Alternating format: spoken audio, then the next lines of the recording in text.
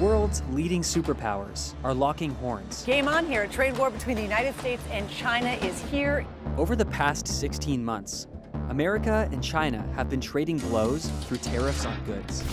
We are looking at a reality that has, a 25% tariff on every single product that would come in from China. The impact is being felt on industries worldwide. But what is the story behind the America-China trade war? So, the trade war, what have you guys been looking at? The US doesn't like that China is growing so fast and set to overtake America as like the biggest economy in the world if it hasn't already by certain measures, right? Basically, China and US are kind of caught in this race of imposing tariffs on each other. So US slaps a high tariff on certain products and then China retaliates. It's multiple industries across multiple markets. It's huge. And I think right now would be a really good time to look at what's happened and how it could impact the world from now on. At The Economist, we've been covering the trade war extensively. Sumaya Keynes is our trade and globalization editor, based in Washington, D.C.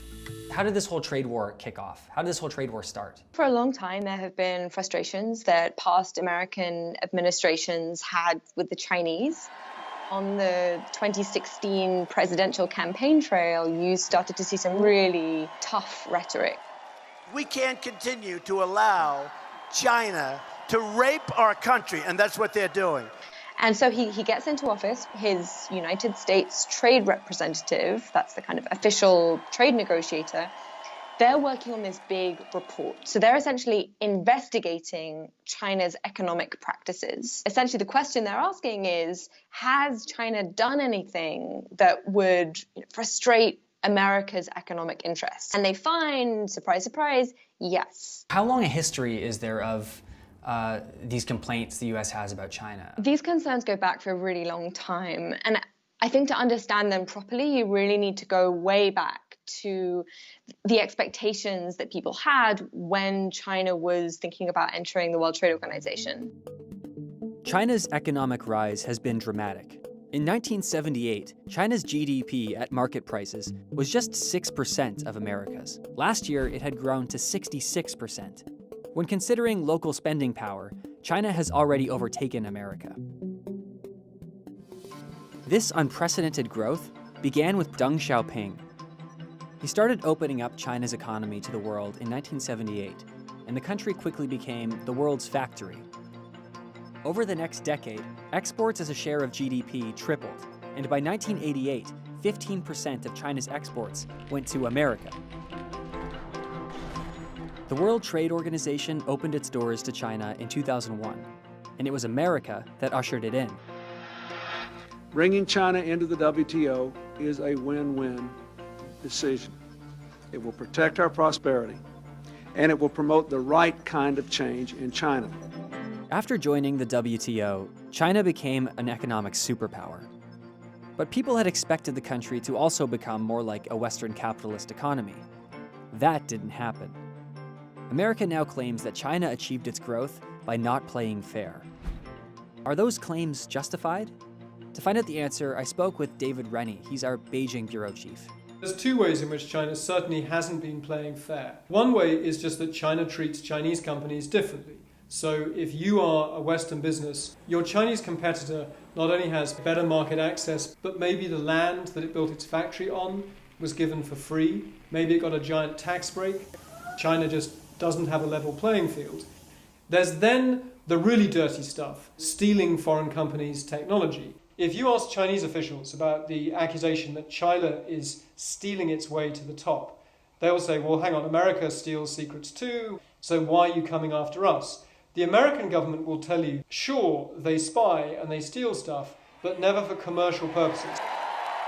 With Donald Trump's election, in 2016, you had a president who actually set about getting tough with China once he was in office, and we'd never really had that before. The Trump administration has been using tariffs, or taxes on imported goods, to try to force the Chinese to change their ways.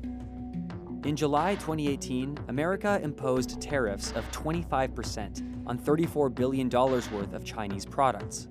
That almost doubled the average tariff rate on Chinese imports, from 3.8% to 6.7%. And it's American firms that have to pay that tax.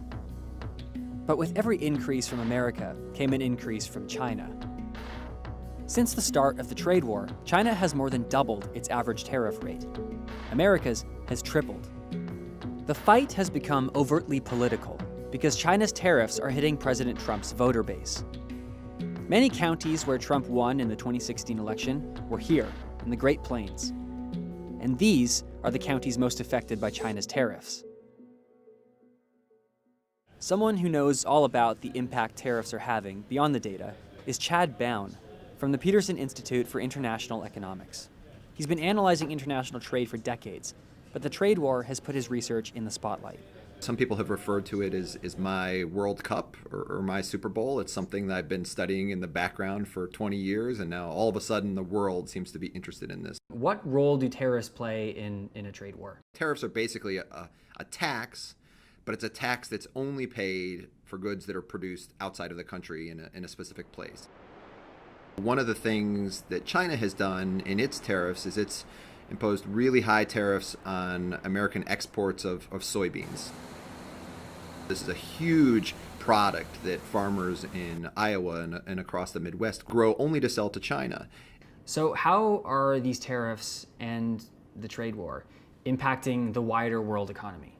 I think at some level we're seeing the decisions that businesses make be affected by this. Nowadays, they're not sure what markets are going to be open to them in the future, and that's going to impact their investment decisions. The International Monetary Fund, the IMF, they expect economic growth to be a lot lower in the future because of the tensions arising during the trade war. The global economy is slowing down, and everybody's increasingly concerned about that. As things stand now, a ceasefire in the trade war could be drawing near. The two leaders are hoping to agree on a Phase 1 deal soon, which could mean some tariffs being lifted. The Trump administration wants China to buy more American produce and tighten up their intellectual property rules. If that Phase 1 deal is signed, will it be the beginning of the end of the trade war? I took that question back to Samaya. The Americans are hugely ambitious for the kinds of changes that they would want from the Chinese, but those ambitions I don't think will be reflected in the preliminary Phase 1 deal. The Chinese government wants its economy to do well and wants its citizens to get richer. To the extent that the Americans persist in demanding these big changes to the Chinese economy, it's going to be really difficult to get a deal. Even if there is a Phase 1 deal, there will be a lot of issues still to be resolved. But there's more to the trade war than just tariffs. America has also imposed restrictions on some Chinese firms, especially ones in the tech industry. We cannot allow any other country to outcompete the United States in this powerful industry of the future. Specifically over one Chinese company. Huawei can offer cheaper prices because they are heavily subsidized by the Chinese government. We've made another film that looks closely at Huawei and why the West is worried about it. It includes a rare interview with Huawei CEO Run Zhengfei. And we looked into how these tensions will impact American industries already dependent on Huawei technology. The biggest issue, I think, with all of this political turmoil surrounding the Huawei name is uncertainty. You can watch the Huawei film right now by clicking on the link opposite. And if you want to learn more about the trade war, you can click the other link, where you'll find all the research we used to make this film, as well as other articles we've written, including a special report by David Rennie. And as always, if you liked what you saw, hit that subscribe button.